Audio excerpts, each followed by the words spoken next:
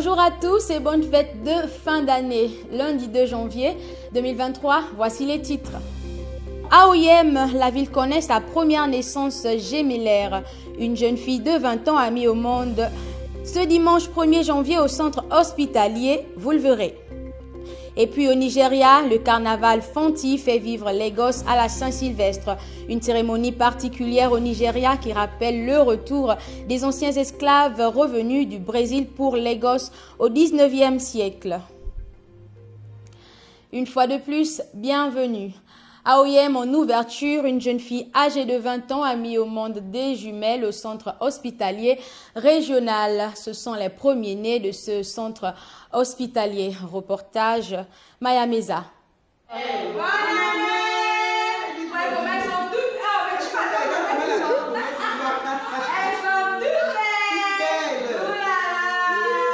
Le personnel de santé du centre hospitalier régional d'Oyem, plus précisément en maternité, a célébré ce nouvel an avec la jeune maman âgée de 20 ans qui a mis au monde deux magnifiques filles. Les techniciens de santé ont donc de ce pas crié bonne et heureuse année en tenant des jumelles. Nouvel an, 1er janvier 2023, nous avons eu un accouchement gémellaire, dont des jumelles. Le J1 est sorti à 6h23, le J2 est sorti à 6h30. Donc le premier bébé 6h23, le deuxième bébé à 6h30. Ces enfants sont nés sans trop de difficultés. Les jumelles et leur maman se portent à merveille. Naître le 1er janvier révèle souvent un caractère particulier et cette expérience a permis aux reporters de vivre ces moments.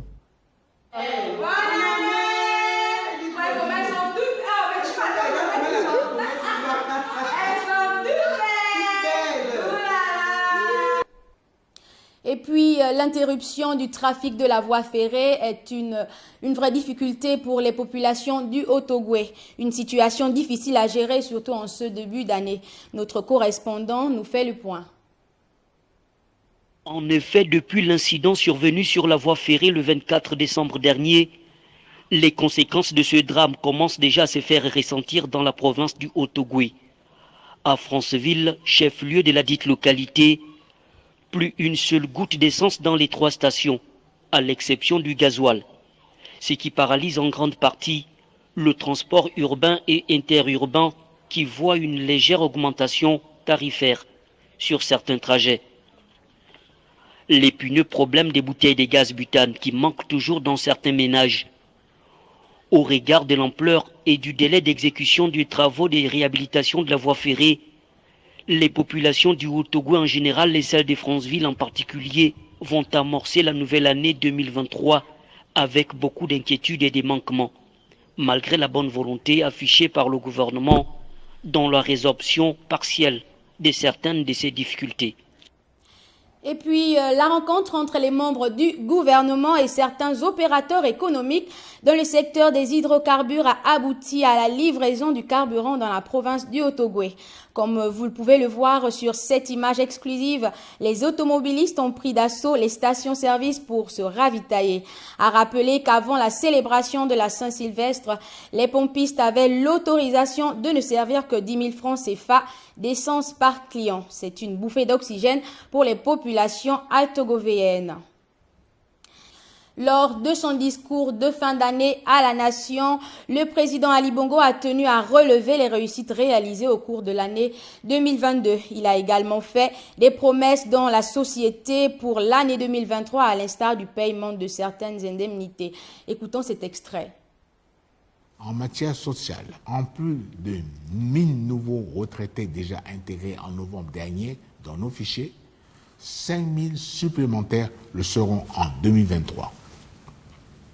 Les arriérés de pension de retraite seront intégralement réglés de ce mois de janvier.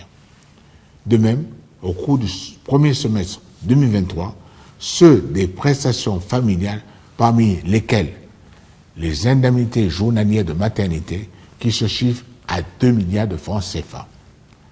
En matière d'environnement, les choses aussi vont évoluer. Notre pays captera d'importants financements grâce à la certification de ses crédits carbone, nouvelle offre du Gabon. Aussi, à partir de 2023, un pourcentage du montant de la vente des crédits carbone l'argent que nous percevons en contrepartie de la protection de la forêt sera affecté directement à la lutte contre le conflit homme-faune. Cet argent servira notamment à approvisionner le fonds de compensation des victimes des éléphants. Dans les mois prochains, 1500 compatriotes bénéficieront des premières indemnisations. Toujours afin d'aider ces communautés villageoises, après les 55 000 hectares de terre qui leur ont été octroyés en 2022 pour qu'elles tirent profit de la forêt, 350 000 hectares supplémentaires leur seront réservés et distribués sous forme de forêts communautaires. Et puis, l'année 2023 est une année importante pour le Gabon au regard des élections qui vont se dérouler dans quelques mois. Ce qui n'a pas échappé au président de la République à l'occasion de son allocution le soir du 31 décembre 2022, qui promet une concertation politique. Regardons.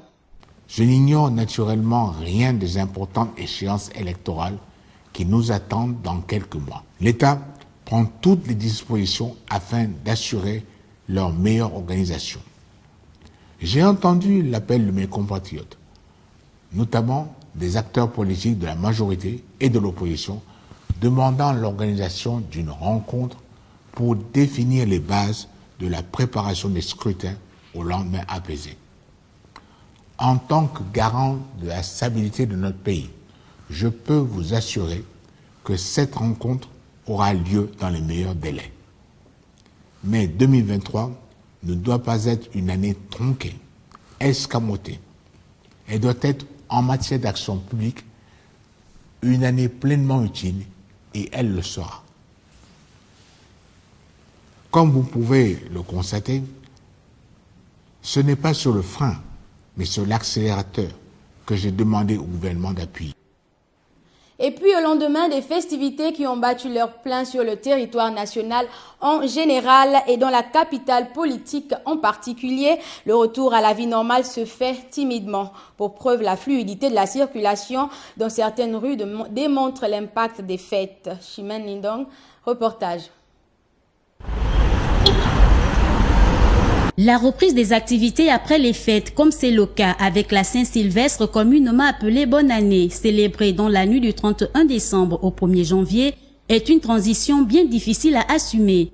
En ce premier jour ouvrable de l'année 2023, le constat est visible. La fluidité de la circulation qui, en pareil instant de la journée, était jadis bondée de monde est quasiment désert. Sans compter les points de ramassage des arrêts bus pullulants de monde. Certains points de vente qui, d'habitude, s'ouvrent dès 8 heures, étaient encore fermés. Les administrations que nous avons visitées, à l'exemple du ministère de la Communication, n'étaient que l'ombre d'elles-mêmes. Une situation qui s'explique par l'euphorie engendrée par la célébration de la fête du Nouvel An. Après près de 3 ans d'absence, due en grande partie à la pandémie à coronavirus, la célébration de la Saint-Sylvestre s'est faite bien ressentir. Si certains ont éprouvé des difficultés à reprendre le chemin du travail, d'autres, par contre, la profession inscrite dans leur ADN ne pourrait que, naturellement, reprendre leurs activités. Le cas des agents de TV+. Certes bien timides en ce début de semaine, les activités retrouveront certainement leur rythme les jours suivants.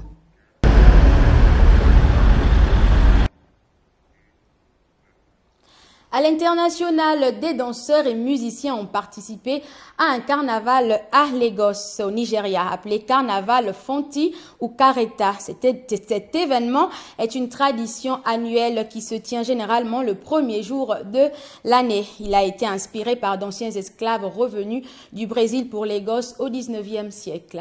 Reportage. Tenues extravagantes et chapeaux décadents, les habitants de Lagos, capitale économique du Nigeria, se sont retrouvés dans les rues de la ville pour célébrer le festival de Fonti. Les origines du carnaval remontent à la période coloniale, lorsque les anciens esclaves brésiliens sont revenus résider à Lagos au 19e siècle. L'événement regorge d'activités étonnantes et mémorables. Il est rempli de parades, de costumes et de diverses formes de divertissement, notamment de la musique et de la danse. Le carnaval dépeint un mélange d'héritage nigérian, brésilien et cubain de la ville. Chaque 1er janvier, nous aimons être ici pour célébrer Issa Lekweoro, ce carnaval Fanti. Chaque 1er janvier, nous avons l'habitude d'être ici pour faire la fête, s'amuser et se mêler à la foule. Donc, chaque 1er janvier, les projecteurs sont sur nous ici. Le carnaval Fanti est très important pour nous, habitants de Lagos Island, parce que nous l'organisons tous les 1er janvier de chaque nouvelle année. Il rassemble des personnes de l'extérieur du pays, de tout le pays. Elles sont venues ici et nous faisons le Fanti ensemble. Nous jouons et dansons. Nous faisons tout ensemble et nous nous amusons. Le carnaval a généralement lieu pendant le Festival du patrimoine noir de Lagos, qui lui célèbre la créativité africaine avec une variété de spectacles, notamment de la danse traditionnelle et moderne, du théâtre, de la musique et de la peinture, ainsi qu'une exposition de photos. Chaque année, le festival attire un grand nombre de touristes. Cette fête culturelle et historique vise à mettre en valeur la richesse et la diversité du patrimoine africain. Clôture le week-end écoulé dans le Wellington de la 2e édition du marathon d'Oyem, une initiative de l'association Relais Omnisport. Objectif, l'épanouissement des jeunes et la lutte contre les violences en milieu scolaire. Jack Dougassa, reportage.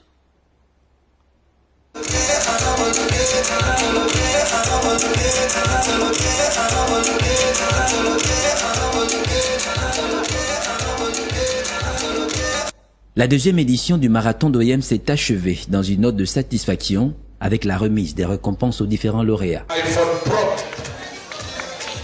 Elle n'a pas volé ça. Elle n'a pas volé ça. Elle n'a pas escroqué ça à quelqu'un. Les recherches à l'école. Pas TikTok. Parmi de l'eau attribuée, on relève des médailles, des kits, des trophées et bien d'autres. Kilomètres sous vos applaudissements, s'il vous plaît. L'association Relais Omnisport a été créée en 2014 pour 2 raisons spécifiques. C'était transmettre le peu que Dieu m'a donné au basketball à la jeunesse.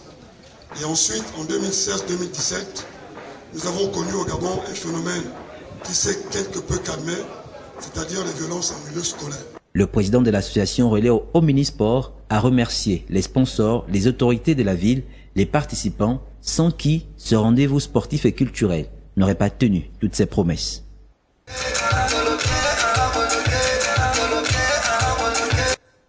Et c'est la fin de cette édition d'information. Merci de l'avoir suivi et excellente suite de programme sur TV+.